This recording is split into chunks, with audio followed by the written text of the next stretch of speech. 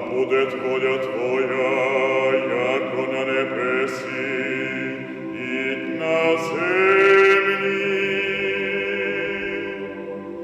Хлеб наш насущный дашь нам днес, и остави нам долги наши, яко же и мы оставляем должникам